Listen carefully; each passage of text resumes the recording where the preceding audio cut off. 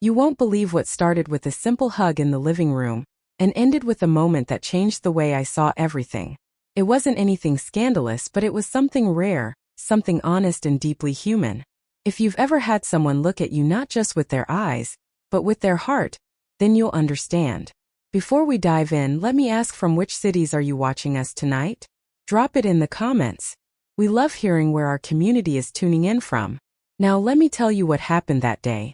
It was one of those Sundays where the world seemed quieter than usual. The rain had softened into a mist outside, and the air inside our home held that cozy stillness, like the house itself had decided to rest. I had just finished washing the last of the dishes from our late brunch, and Lucas, my son, was sitting on the couch, flipping through the channels like he always did when he didn't want to talk, but didn't want to be alone either. He had come by to check on me, something he'd been doing more often lately.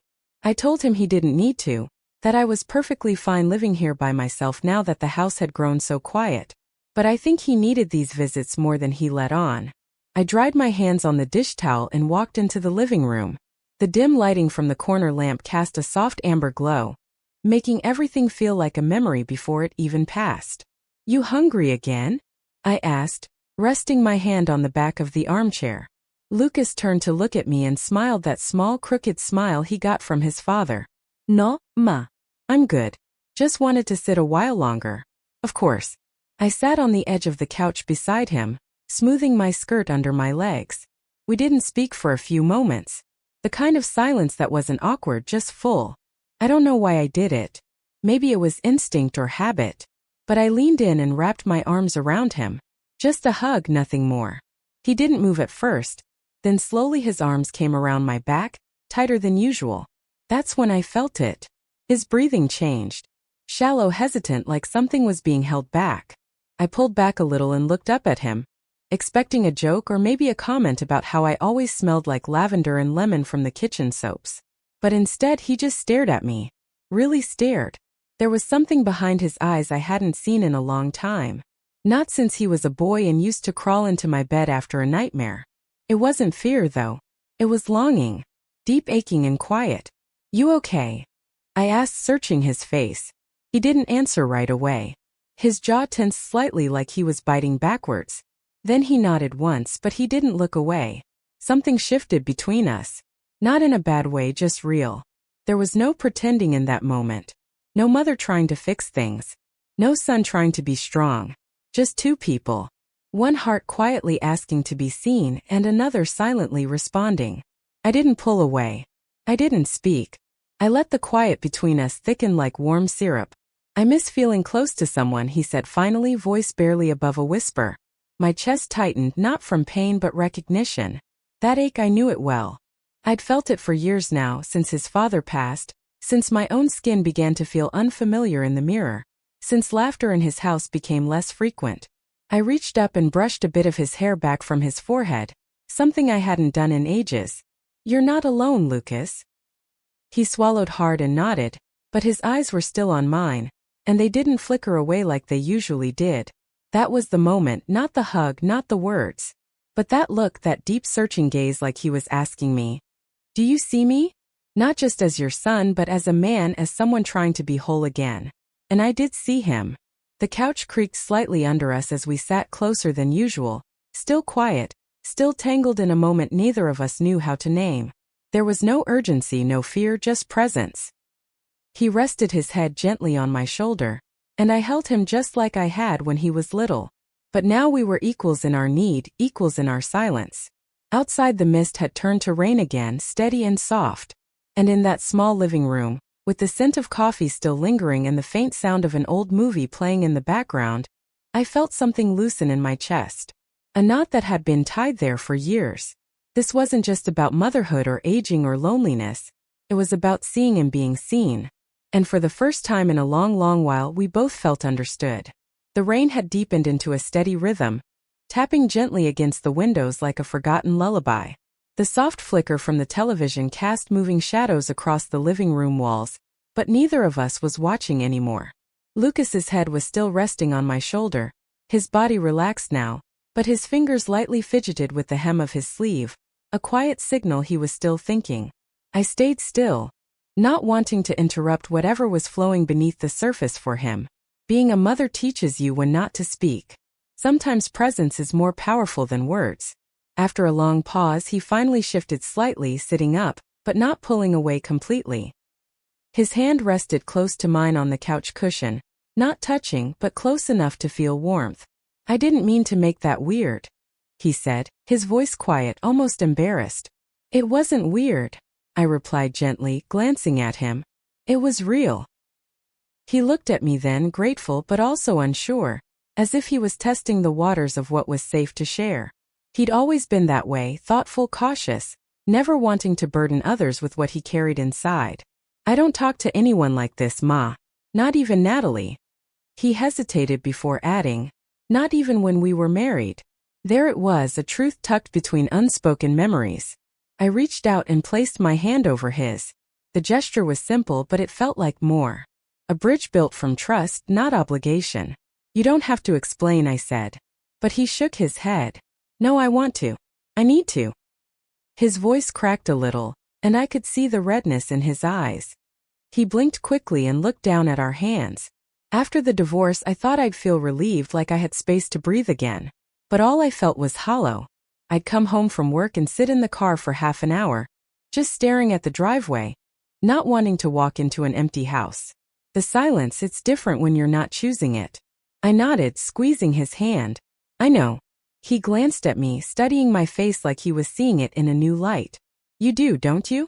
I'd lived in silence too, Lucas. After your father passed, I pretended it was peace, but it wasn't. It was just absence. A quiet filled the space between us again. But this time it was heavier. Like everything we'd both kept buried for years had finally surfaced and was floating there, waiting to be acknowledged. "I remember Dad used to hold you when he thought I wasn't looking," Lucas said suddenly. "Just little moments in the kitchen, on the porch. You look so safe in his arms. I used to think I want that one day. Someone who makes me feel like home." I looked at him and felt a knot in my throat. Not from sadness, but from the deep aching beauty of his honesty. "You will," I whispered. "But until then, you still have arms that know how to hold and be held. You still have people who care." He turned fully toward me now, his body slightly angled, his gaze tender. "Do you?" he asked. "Do you feel that? Like you have someone who sees you anymore?" His question caught me off guard, not because it was bold, but because it was rare. In all my years of being a mother, a widow, a woman, I don't know if anyone had asked me that so directly. I took a breath, studying myself. Sometimes I answered truthfully, but most days I feel invisible, like the world kept moving and I became a backdrop to it. People don't really look at women my age anymore. They don't ask us how we feel. They just assume we're fine because we're still standing. Lucas looked at me with something I hadn't seen in a long time, a soft reverence, like he was realizing something for the first time. "You're not invisible to me," he said. My breath caught for just a moment. Not because I needed validation, but because being seen, really seen by someone you love, is its own kind of grace. I smiled and brushed his cheek with the back of my fingers. "And you're not alone." We sat there in the dim glow of the living room, our hands still joined, our hearts no longer armored. He leaned in then, slow, unsure, but with purpose. Not for a kiss, not for anything inappropriate, just to rest his forehead gently against mine. It was a gesture that carried years of unspoken emotion. Respect, gratitude, longing for connection in a world that rarely slows down long enough for it. I closed my eyes and let the closeness wrap around me like a warm shawl. My son, my boy, but also a man who had weathered pain and still dared to be vulnerable. We stayed at that for a while, breathing in sync, letting the past settle and the present expand. Eventually, I pulled back slightly and looked at him again. "You want some tea?" He smiled, the first genuine smile of the night, and nodded. "Yeah, that sounds perfect." As I stood and walked toward the kitchen, I didn't feel old or lonely. I felt alive, seen, needed, and I knew something had shifted between us. Not a boundary crossed, but a wall lowered. The kettle whistled gently, its steam curling toward the ceiling like it had somewhere to go. I turned off the stove, poured hot water over 2 chamomile tea bags, and placed the mugs on the small tray. My hands moved automatically, but my mind was far from the kitchen. As I walked back into the living room, I found Lucas exactly where I left him, sitting quietly, elbows on his knees, hands clasped together, as if he were bracing for something. He looked up as I entered, and his expression softened the moment our eyes met.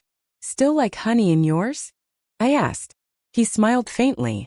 "Always." I handed him the mug, then sat beside him again. The heat of the tea warming my palms as much as the closeness between us warmed something deeper inside. We sipped in silence for a while. Outside, the rain had slowed, tapping lightly on the roof like a heartbeat. It felt like the house itself was holding its breath. Lucas finally broke the quiet. "Do you ever wonder what life might have been like if things had gone differently?" I looked over at him differently. "How?" He shrugged. "If Dad had lived longer, if Natalie and I had worked, if you and I talked like this more, I considered that. I used to wonder. But after a while I stopped. Life isn't just about what happens. It's about what we do with what's left." He took a slow sip of tea, then nodded, his gaze distant for a moment. "I don't think I ever knew how much I missed this," he said. "Being here with you, feeling like I could just be." I reached over and placed my hand on his forearm. It was a small touch, but it meant something. It reminded him and me that we weren't floating in separate worlds. "You always had that," I said softly, "even when you forgot." He looked at me again more intently now. "And you? Have you had someone you could just be with? I mean, since Dad?" The question felt like it came from nowhere and everywhere at once. I opened my mouth then paused. I've had moments, I admitted, people, but nothing that stayed. Nothing that asked me how I was doing at the end of the day. Everyone always assumes mothers are just strong. We don't get the same softness in return. He was quiet for a moment, his brows drawn together in thought. "You deserve that softness, Ma. You deserve more than just being the strong one all the time." I smiled faintly, touched in a way I hadn't expected. "That means more than you know." Then, almost without thinking, he reached out and tucked a strand of my hair behind my ear, like I used to do for him when he was little. The gesture was tender, almost reverent. Our eyes locked, and the moment felt fuller somehow. "I see you," he said. "Not just as my mom has you." Something about the way he said it, slow, careful, made my breath catch. I didn't feel exposed. I felt understood, which in some ways is even more intimate. I placed my mug down on the side table and turned slightly to face him. "That's a hard thing to explain, Lucas. How being seen like that really seen feels." He nodded. "I think I'm only just starting to understand it." His voice had dropped again, that raw, almost vulnerable tone that made me want to wrap him in a blanket and hold him like he was still 5. But he wasn't 5. He was 38, a grown man carrying pieces of himself he hadn't shared with anyone in years. I could see in his posture, in his eyes, that he was still holding something in. "What is it?" I asked. He hesitated, then finally said, "Sometimes I feel like I don't know how to be close to anyone anymore. Like I forgot, and that scares me." I reached out and gently rested my hand on his cheek. He didn't flinch or pull away. He just leaned into it, eyes fluttering closed for a moment. "You didn't forget," I said. "You just needed to remember what it feels like. And I'm here. You're not alone in this." His hand rose and cupped mine against his face, his thumb gently tracing the back of my hand. It was the kind of touch that was comforting, not urgent, intentional, human. The room felt suspended in that moment. We weren't mother and son in the traditional sense. Not then. We were two people who had spent a lifetime putting others first and were finally finding space to feel, to speak, to simply be. "You always made me feel safe," he said, opening his eyes again. "But tonight I feel something more. Feel known." The weight of that struck deep. I leaned in, pressing my forehead gently to his again, just as he had earlier. We stay like that, eyes closed, hands joined, breathing, feeling, and I realized something in that silence. There are moments that defy explanation, that aren't about labels or roles or what society expects. They're about connection, truth, the way two souls recognize each other beyond time and structure. When we finally leaned back, the clock on the wall ticked softly, reminding us that time was still moving, even if we'd stepped outside of it for a while. He smiled again, tired but genuine. "I should probably get going," he said. "Or," I offered gently, "you could stay the night. Guest room's ready." He looked at me surprised, then nodded slowly. "Yeah, I'd like that." As I gathered the empty mugs and he rose to his feet, I felt something warm settle into my chest. Not just comfort, not just relief, hope. Because sometimes even the smallest shift, a conversation, a look, a shared moment can begin to change everything. The house was still. Not the kind of stillness that feels lonely, but the kind that cradles you. That hush after a long conversation when your heart has been cracked open, and somehow it doesn't hurt. Not anymore. I turned down the hallway. Lucas walking just behind me, his socks making a soft shuffling sound on the floorboards.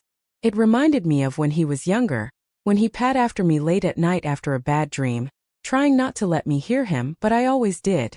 The guest room hadn't been used much. Just once in a while, when my sister visited or an old friend stayed over, I opened the door and switched on the lamp. The soft amber light filled the small room, and for a moment I hesitated in the doorway. "You can use the blanket in the closet if it gets cold," I said, stepping aside to let him in. Lucas nodded, his eyes moving slowly around the space like he was seeing it for the first time. "Thanks, Ma." He looked tired, not just physically, but in the way a man looks when he's carried too much for too long, and finally put it down. I stood there a little longer, uncertain, wanting to leave, but also not quite ready to. "Do you?" He started, then stopped. He scratched the back of his neck like he used to do when he was nervous.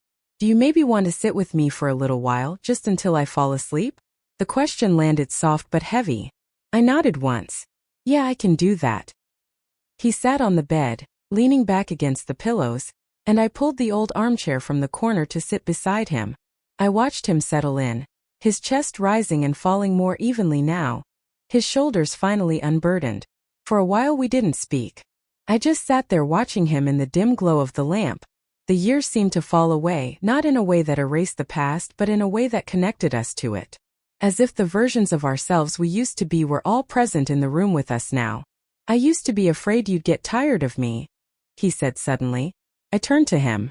"What?" He looked at the ceiling, his voice barely above a whisper. "When I was a teenager I was angry all the time, lashing out, slamming doors. I remember once you just stood in the hallway after I yelled at you, and you didn't say a word. Just stood there. I remember I said softly, I thought I'd pushed you too far, that one day you'd give up on me." I reached over then, placing my hand on the blanket near his arm. "Never." His eyes shifted to mine. Tired, open, vulnerable. "I know that now, but I didn't then, and it stayed with me even with Natalie, with everyone. I kept waiting for people to leave." I leaned in slightly, and now he smiled faintly. "Now I'm starting to believe some people don't." The silence that followed felt sacred. Not empty, just honest. He reached out and covered my hand with his. "I don't know what tonight was," he said, "but it mattered more than I can explain." I nodded, holding his gaze. "It mattered to me too." And it did, not because it changed what we were, mother and son, but because it deepened it. It reminded me that connection doesn't always follow rules or titles. Sometimes it just is. "I feel safe with you," he said quietly. "Like I can breathe again." "You can," I whispered. The lamp's light cast a golden ring around us, and I could hear the soft rustle of the trees outside. I thought of all the nights I'd sat alone, wishing for something I couldn't name. This moment might have been it all along. Not romance, not adventure, just closeness, recognition, a shared breath. Eventually I stood. His hand lingered on mine a moment longer before letting go. "I'll let you sleep," I said. As I reached the doorway, he spoke again. "Mom," I turned. "Thank you for everything and for tonight." I smiled. "Good night, Lucas." Back in my own room, I lay on my side, staring out the window at the soft night sky. My heart was full but not overwhelmed. There was no confusion, no discomfort, just peace. Some moments don't need to be defined. Some bonds don't need to be boxed in. Sometimes being truly seen by someone, being held emotionally, wholly without expectation, is the most powerful experience of all. That night I didn't feel alone, and I knew he didn't either. And that, more than anything, was what made the night perfect.